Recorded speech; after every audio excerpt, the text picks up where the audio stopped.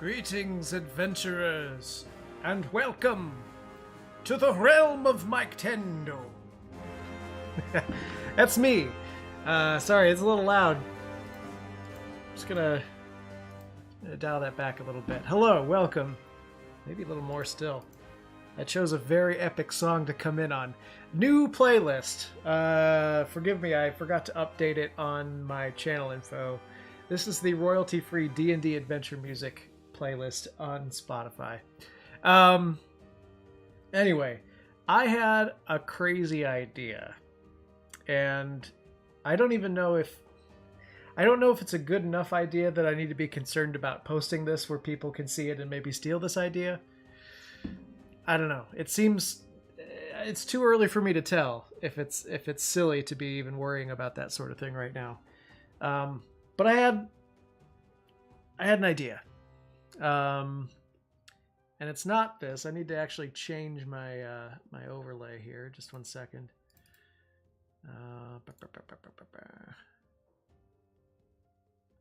Where is it? I made one just for this. Okay, here we go. Dreaming up a board game. I like board games. Who doesn't like board games? I'm like just on the precipice of being a board game geek. There's some that are just too dense for me to get into. But I think that actually lays a good foundation. Because the games I do like are accessible. They travel well. They're easy to, to pick up and jump into. So that's kind of where I'm coming from on this one. And I have a couple of big sources of inspiration. You may see them here in my layer stack. So I've been playing Hero Quest with a friend of the channel, Rudy, for quite some time. I love this game. I think that in many ways it's a perfect sort of D&D light. I've played D&D and Pathfinder with Rudy, and then this is sort of our nice way of like condensing it into an evening. This game does a really good job of that. And he's got all of the expansions and cool stuff, so I always look forward to playing this with him. I have no complaints about it whatsoever. The other game that I love, well, let me just say first, Hero Quest, I like that it gives you like a structure to be creative inside of, right? Like you're looking at this board, that board doesn't change, but the context for what that board represents can change. I was thinking maybe there's a way that we can make it a little bit more dynamic. I don't know. I feel like a jerk for assuming that I can do a better job than this game that has legions of fans. I'm not saying that, but maybe just a new take. This is another game that I like a lot. It's called Suro, the Game of the Path, and what I have always really found wildly satisfying about this game is that you're blind drawing these tiles and playing them, and the paths, no matter what orientation they're in, always connect. You never get, a path that stops at the edge of your card unless you're talking about the outer edge. It's designed in such a thoughtful way that they all kind of flow, And so it just got me thinking, is there a way you could make a dungeon building game that uses that gimmick, for lack of a better word? To do that, you would need tiles that have equally spaced entry and exit points. You know what? I'm gonna work in like real sizes here. What would be a good size? I'm thinking maybe, especially if you're playing this with friends, maybe each. Let's try a 6-inch square. What does that look like? I realize this could get very big very fast. Let's just see what that looks like. Yeah. We'll design it 6-inch for our tile size. I guess I do need that center line still. Which means let me just get this down to size, that our entry points, let's just say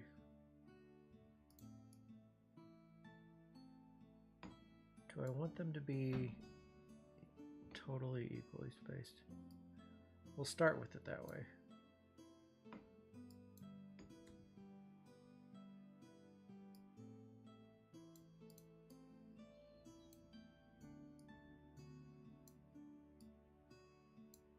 Just try it. And so basically what I'm making is like a template.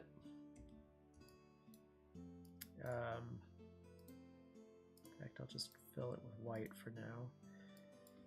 We'll put, I don't know, 10 pixel border on it and tell that to stick to the outside. And then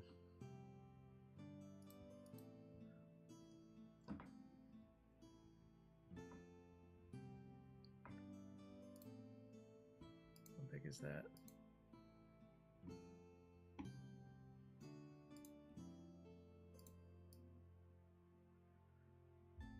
We'll say maybe an inch wide kind of doorway.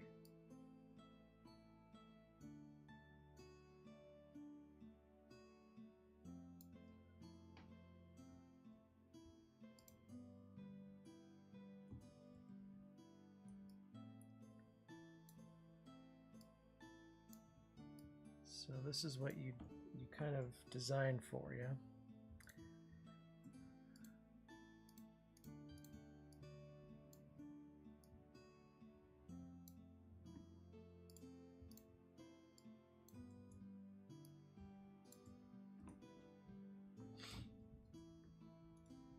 So you can do basically whatever you want inside that square, but the path always has to follow through somehow.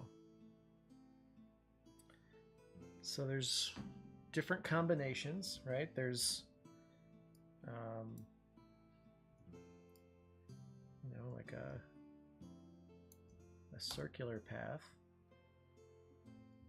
which I guess would look more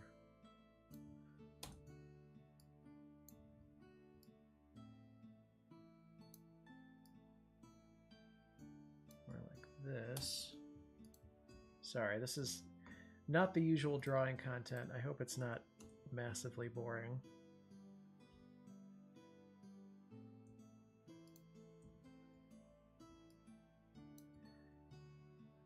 I was also thinking at some point we could take a break and, you know, design some fun characters.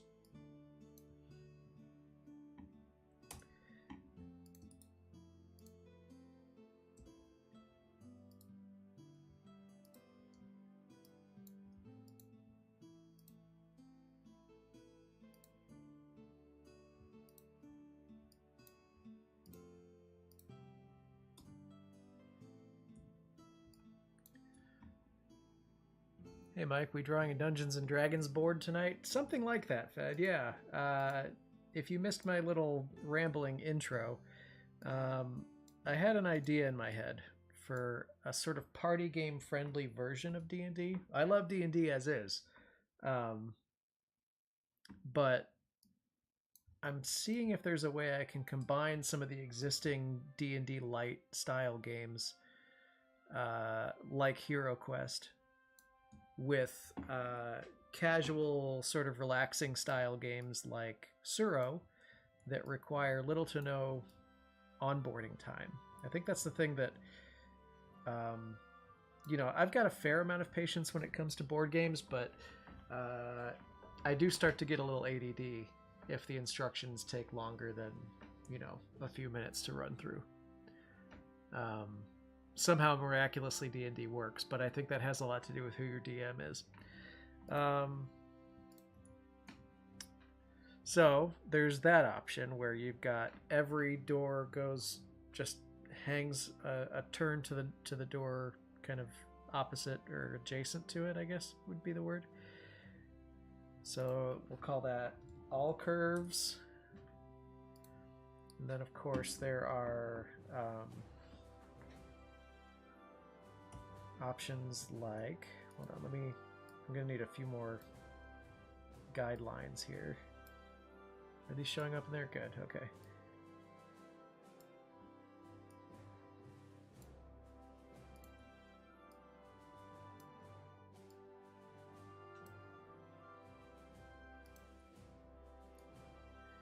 Importantly, and I think this is something that Suro does. Let me pull up that reference one more time. Move these to the top. So Suro, you always have to follow kind of the path of least resistance. So even though there may be like crisscrossing paths, you can't hang a tight corner. Maybe in this game you can. But that game is all about flow.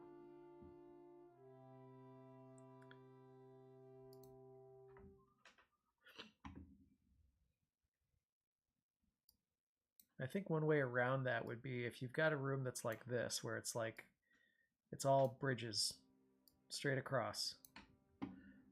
Maybe those bridges, just in the art, you can tell some of them pass under and over.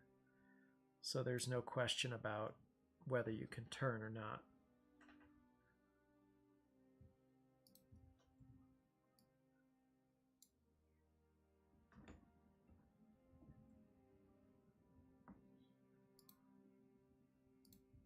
So in this case, it would look like it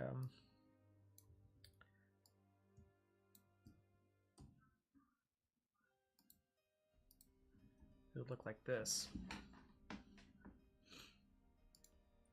I'm just going to call that layer hashtag because that's basically what that reminds me of. So we got curves, we got hashtag. Now we have to have, you know what? Maybe there will be some like freeform rooms. That'd be kind of cool actually if you go through a door sometimes and it's just like a big open room with a trap or some kind of mini boss fight. I am thinking that I have a separate tile just for boss fights that's like bigger and it comes with a set of bosses, and just like everything else, you're sort of blind putting it on the board, not flipping it till you get there or something. Okay, so that's another one, and then this one would be like kind of S-curve deal where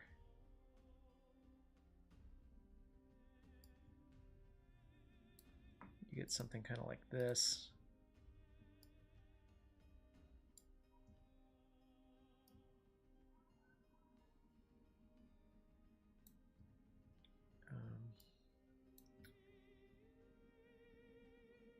Does this work? Starting to worry that no, it does not. It kind of works. I just have to work on where those points are landing so you don't get this weird, awkward, narrow bridge.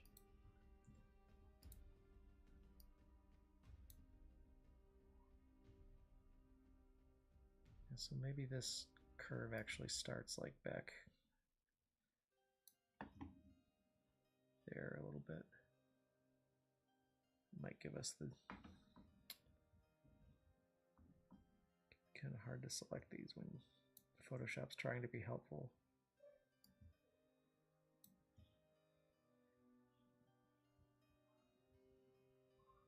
So maybe the trick is to actually kind of stagger those points.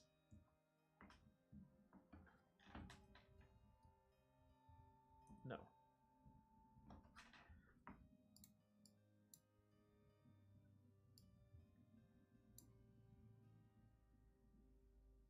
Is that right? Oh, I need to...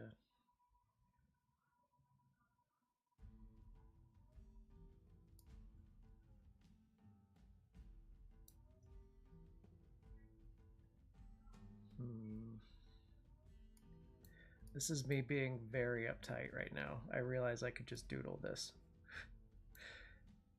I get this way sometimes when I'm like really excited about an idea where I just want like it to be mathematically perfect, even if it comes at the expense of getting there faster.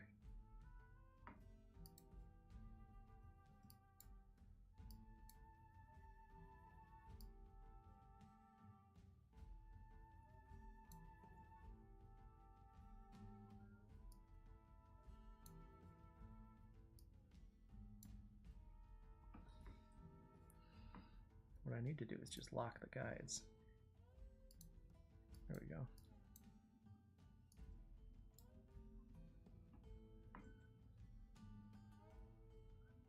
What am I doing? This is such a waste of time.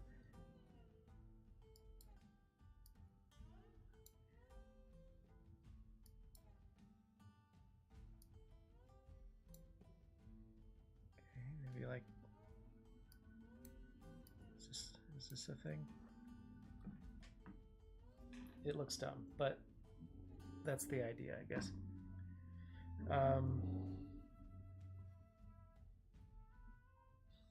Wait.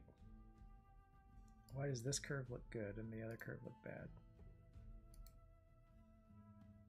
This one... Oh, that's why.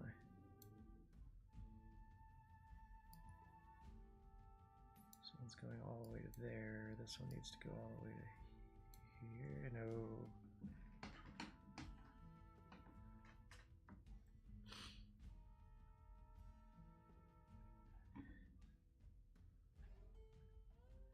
Okay, you know what? This is a bad use of time, Mike. There is a limit to that thing I was talking about, and I just hit it. So, let's just doodle them. Just doodle them. So there's ones that go like this.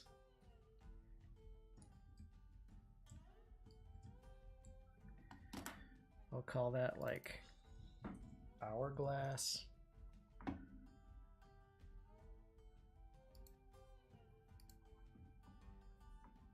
There's ones that go...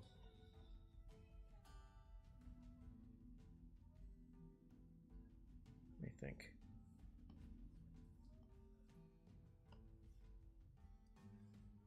Can I pet that dog? No. Can I pet that dog? Hi, Karen. No. Can I pet that dog? No, he's Can I sleeping. pet that dog? Never gets old. Howdy, howdy, howdy.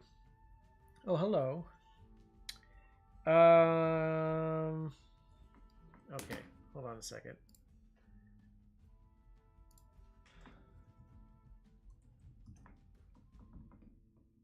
What are the different tile types?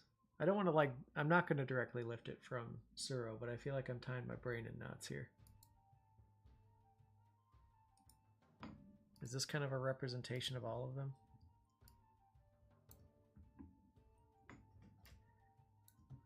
I love how satisfying this game is. It doesn't matter what configuration you put those tiles in, they connect.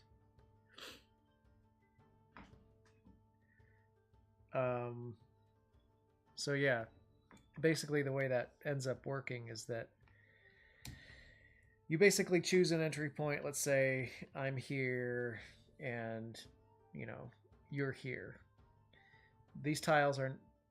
At the beginning of the game, none of them are there. You're just kind of drawing them, putting them down. So you want to avoid paths that take you to the edge. That basically means you die. This looks like... Yep, that's death. So, bad examples. Let's say you're here. That means you go... Dead. Okay, that doesn't work. Let's say you go here. Dead. That doesn't work. Let's say you go here. Dead. Here? Dead.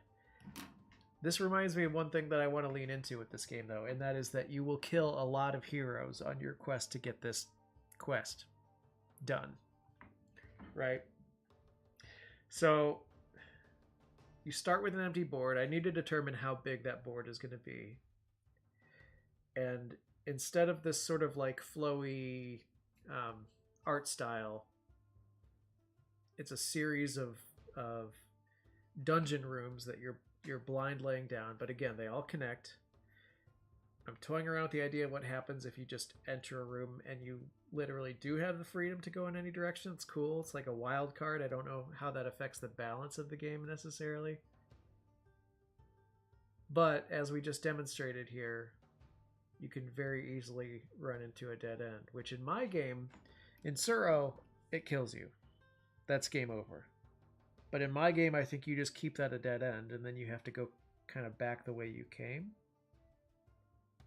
In which case, you would need those big empty rooms. I'm really tying my brain into knots here.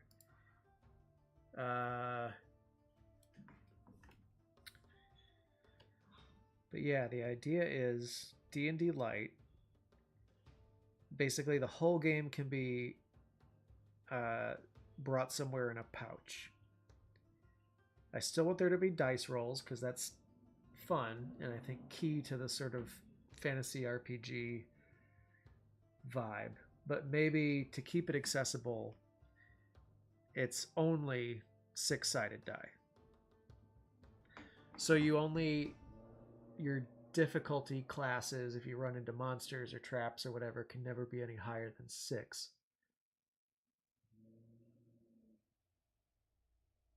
And each character you roll can have its own set of stats.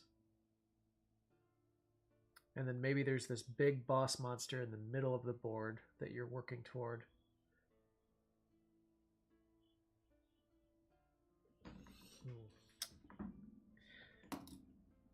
Let's draw some fantasy characters while we talk about this, shall we? Because this is not content.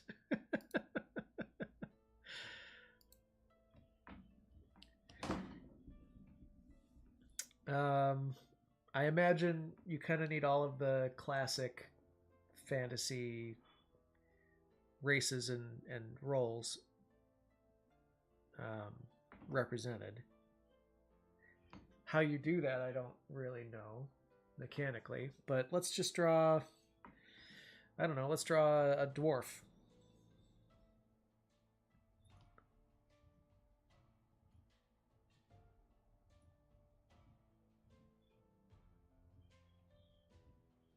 Kind of thinking like a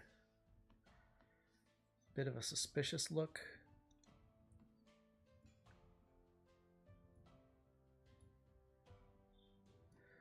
Also, there are really bad storms heading our way tonight, so if it gets really bad, I will have to end the stream. But so far, so good.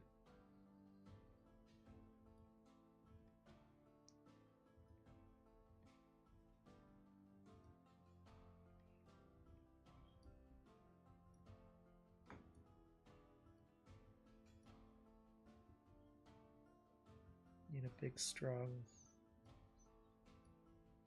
dwarf nose.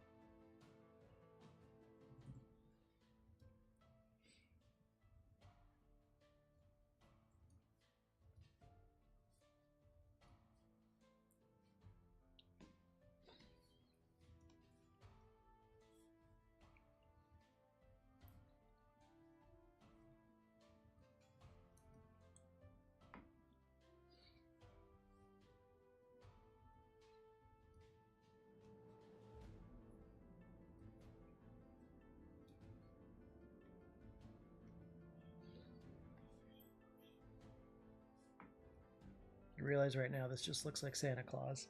We'll work on it.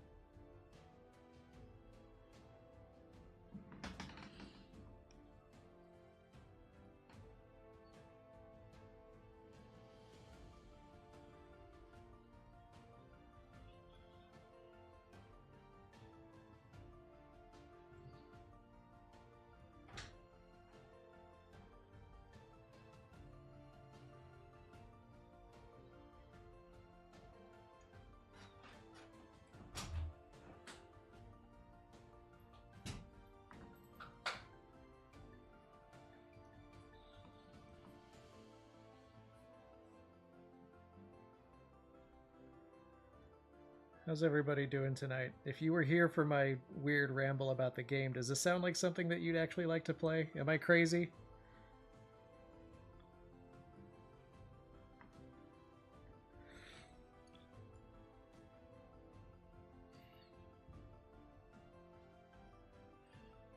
Miss the ramble.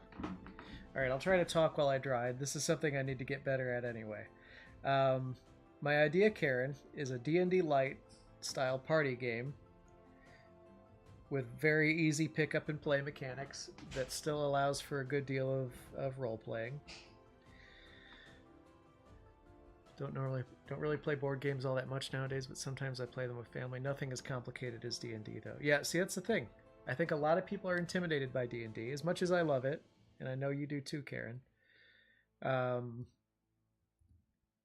D&D Light is kind of a genre in and of itself. Like I talked about Hero Quest, this game, at the beginning of the stream. This is what I've been playing with friend of the channel, Rudy, who was my Pathfinder and D&D dungeon master, and now does little sort of like one-off campaigns with us when we have a chance to go hang out with him, using this sort of D&D in a box, D&D Light, whatever you want to call it, setup. It's got all kinds of figurines, as you can see, little props and stuff. So the board stays the same, but you use all of those things to kind of recontextualize the board, whether it's a dungeon or a house or a city or even, you know, a forest. He got really deep into it, bought like the super deluxe reboot edition or whatever, which I'm grateful to him for, because we've really been enjoying it. But I like how simple it is. I really do, and I think that there's a potential to combine that with another casual game that I like a lot, which is Suro, this game, to make sort of a blind dungeon building game where, you know, you may not necessarily need a DM. Not trying to put people like Rudy out of work, but it might be a little less intimidating for new players to get into and have some fun. And so I want a game where you blow through a lot of heroes on your quest, so you never have to worry about getting too attached to anyone, and you can feel free to take big risks.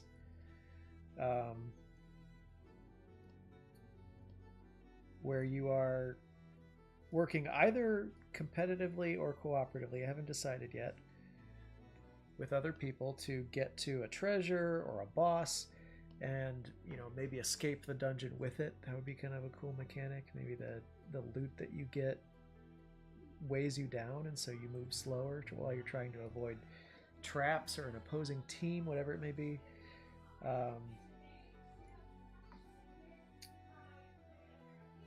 Yeah, I don't know. I think there could be something there. So that's what I'm exploring here tonight.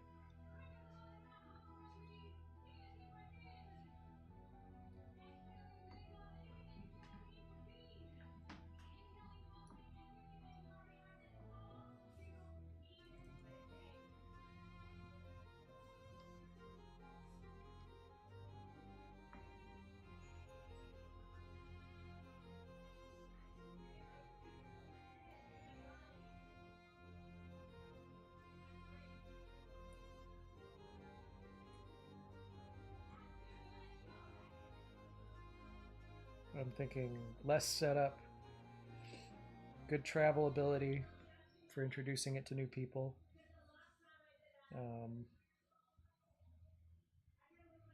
Yeah, I don't know.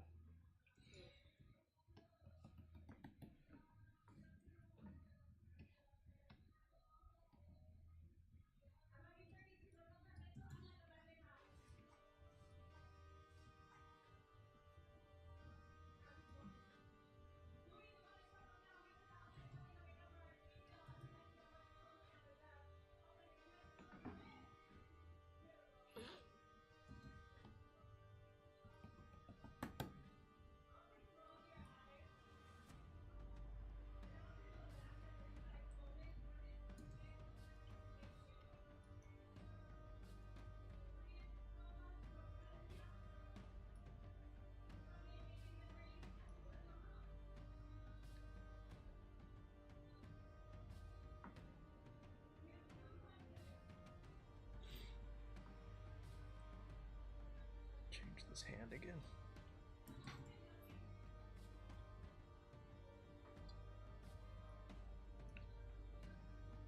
And I want to give it kind of a cool minimalist art style, bit of a, I don't know, 90s cartoon vibe.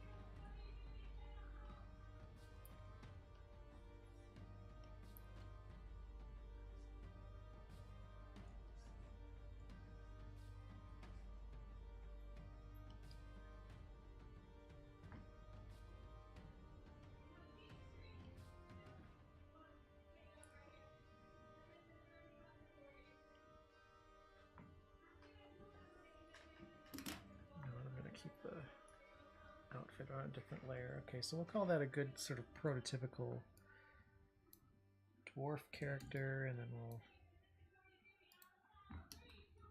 let's see, gotta have an elf, right?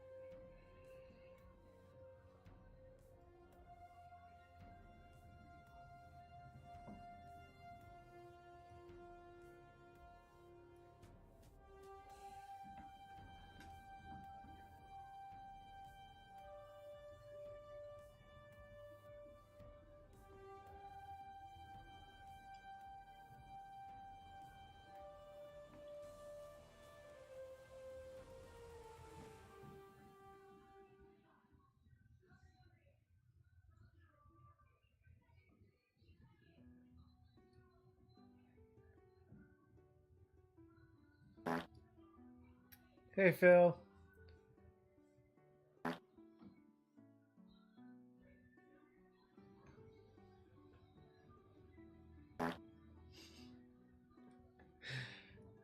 Phil is in the house.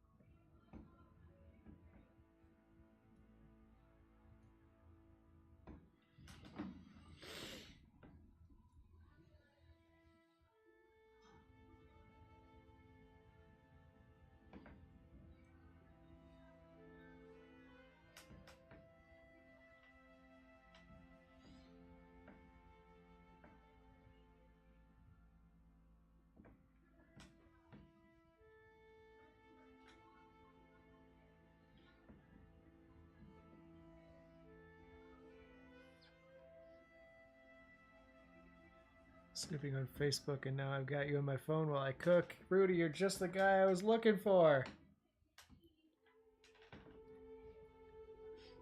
Oh, did you scrub back and listen to all the stuff I was talking about before?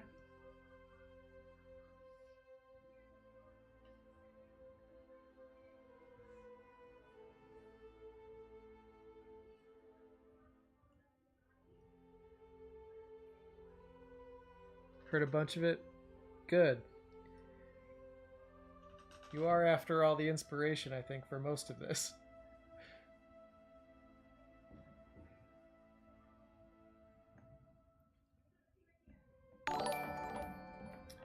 Hey, Mark, what's up? Better make this thing flesh and blood, or plastic and paper. Yeah, I would really like to.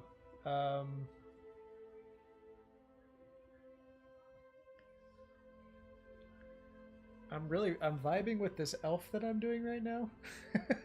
It's just like, sometimes the lines just come out well, you know?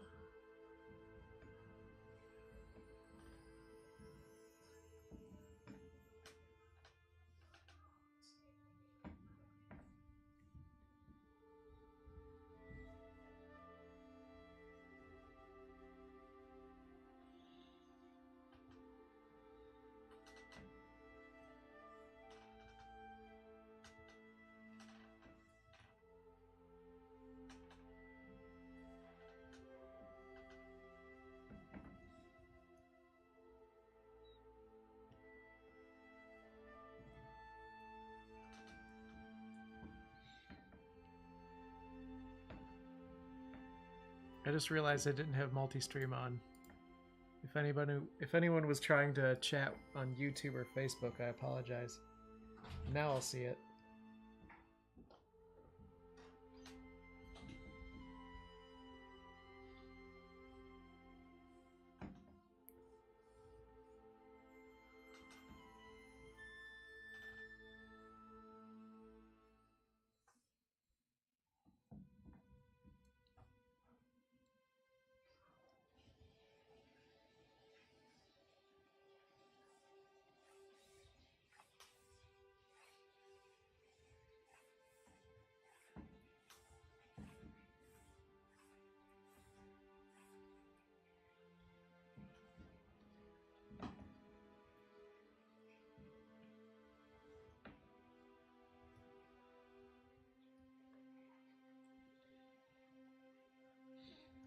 I'm trying to not use any references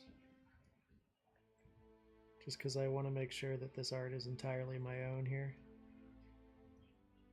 I mean, clearly there are some inherent references, but I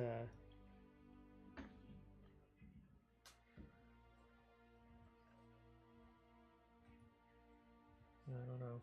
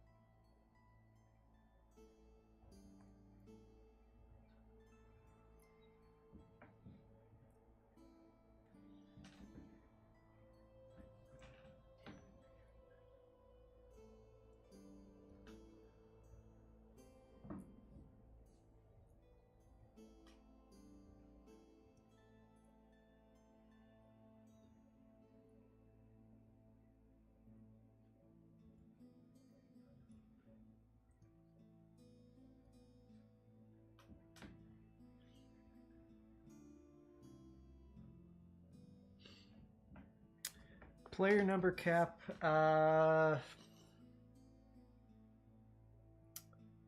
This is. I'm actually really glad you're here, Rudy, because I need your input on this. I'm not sure if I want it to be cooperative or competitive, right? So, is there like a red team and a blue team that are starting on opposite ends of the board, like working toward the middle? Or is everybody on the same team kind of working together and or for themselves after there's treasure involved? I want it to be kind of a party game vibe. So the more the merrier in some way, I suppose. But yeah, I'm really not sure. Monsters versus heroes. That was another thing I thought about. Is like, what if one team is all goblins and one team is all fantasy heroes? That would be super fun.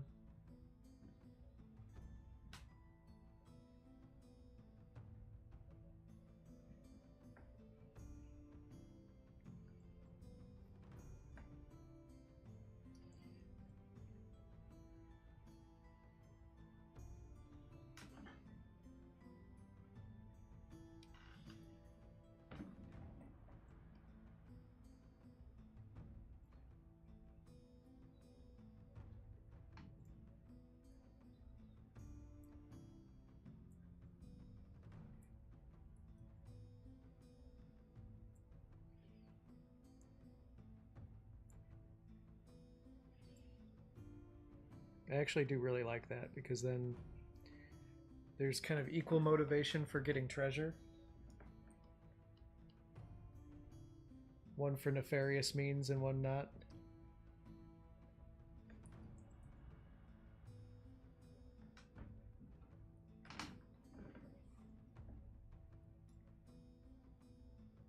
And who doesn't like playing as a bad guy sometimes, you know?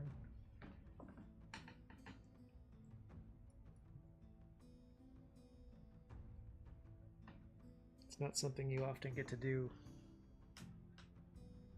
in D&D and whatnot. These fingers are all screwy. I keep putting them off, but I'm gonna get them right.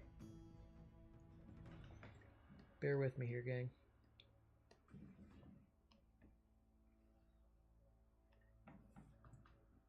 I'm gonna start over here. Bad guy heroes like orcs and goblins forming a party could be sick, so could just straight up monsters. Like one team is all monstrous creatures that aren't even very humanoid. Playing to everybody likes to play the bad guy thing. Yeah. For sure.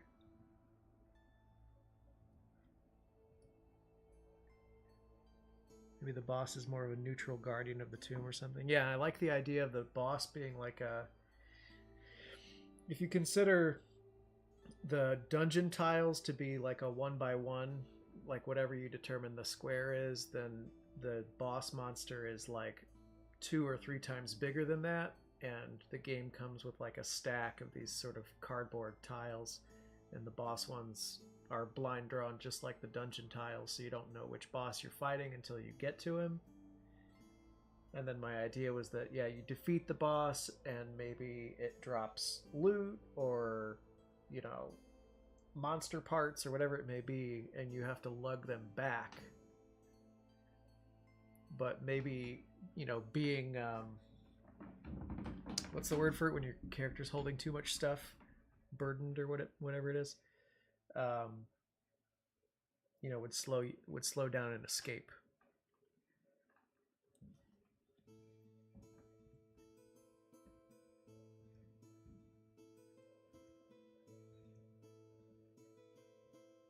And the other team could catch up and steal it back or something.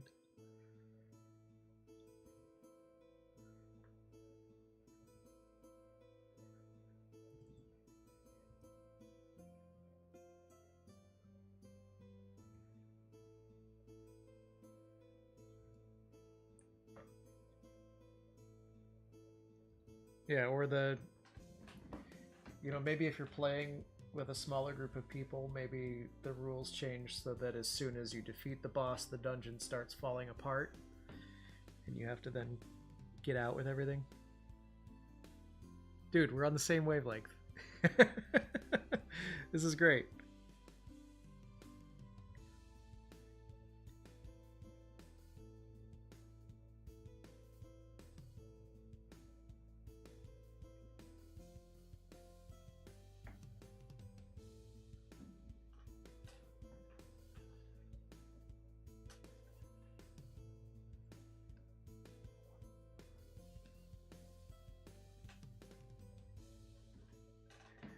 Yeah, I mean, as much as I love a D20, I think a D6 keeps everybody low powered enough. And I like the idea of, like, the box art just has a pile of dead heroes on it. Like, it's anticipated, it's expected that you're going to kill off a lot of dudes. And the idea, I guess, is then, like, you basically get reset, right? So, like, your hero dies, you go back to the first square in the dungeon, and you very quickly roll up a new hero. It's like, we've got some kind of mechanic for doing that. Maybe the character cards have like a little plastic slider on them, and since they only go to 6, you know, it's not hard to do.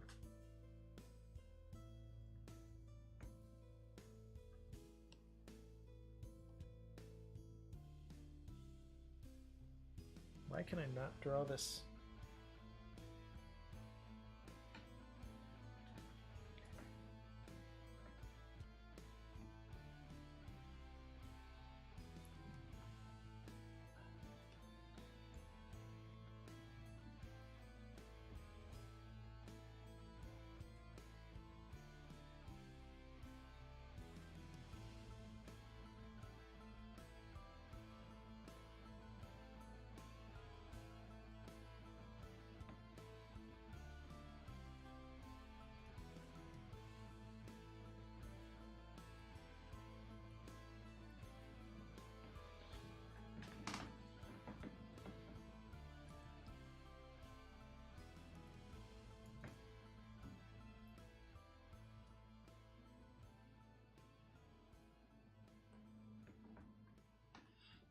we go. That's kind of the vibe I'm going for.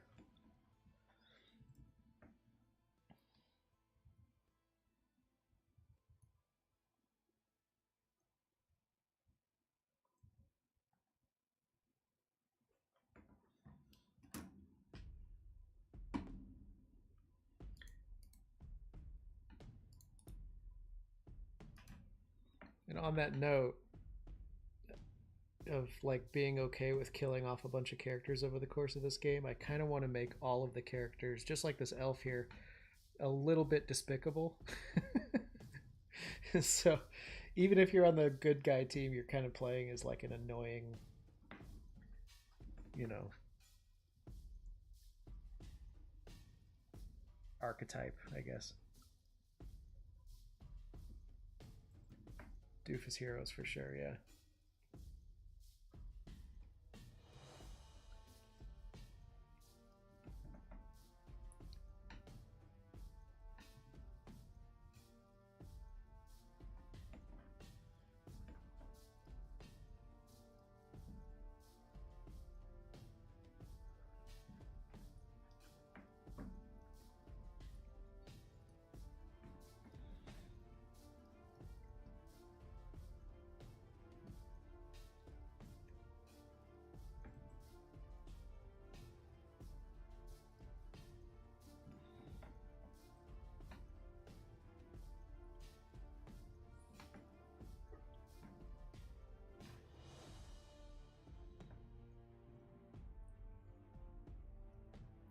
Something about that feels very 90s to me. I don't know why.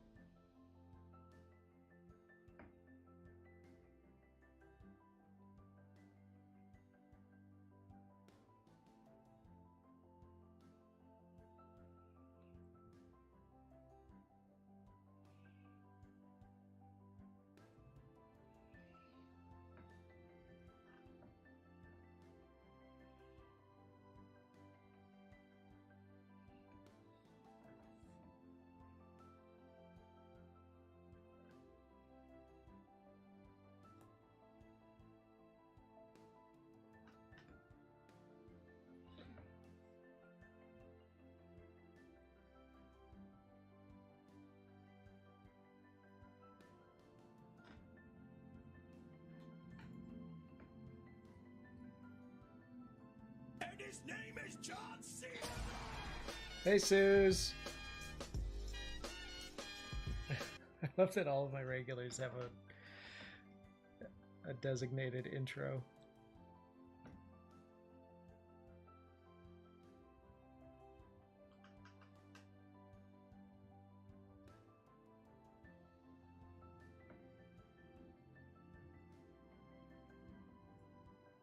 I don't even need to look up.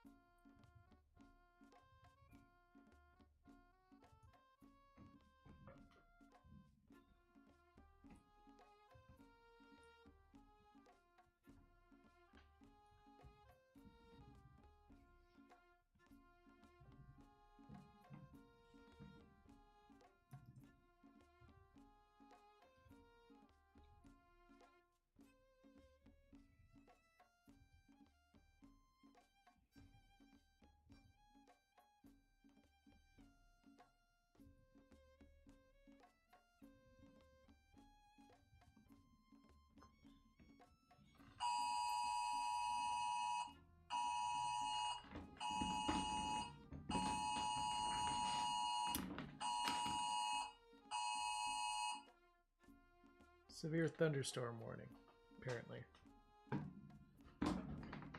Ominous.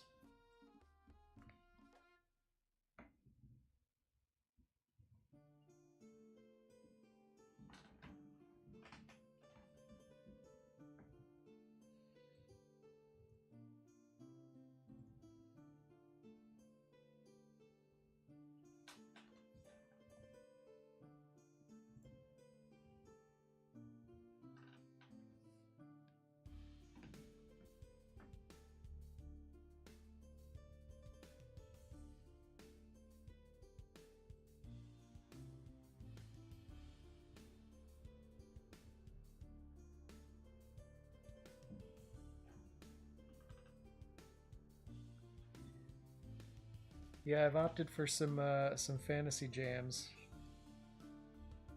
What do you think?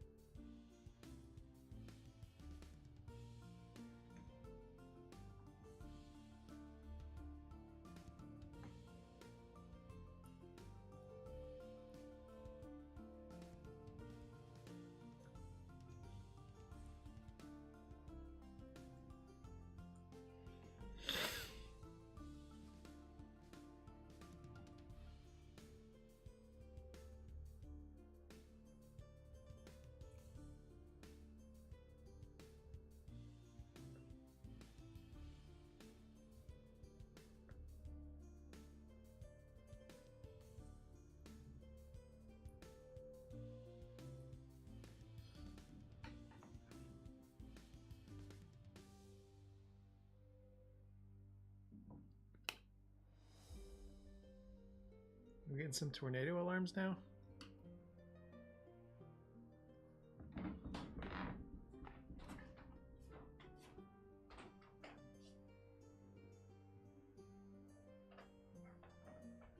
One second, be right back.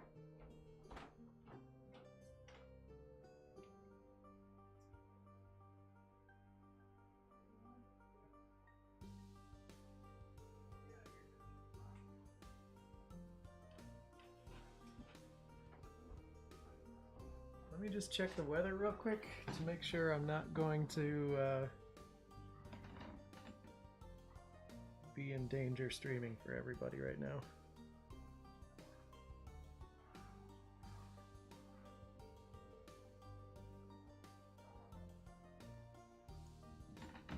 Okay, it does look like there's a tornado warning. I should probably end the stream, gang.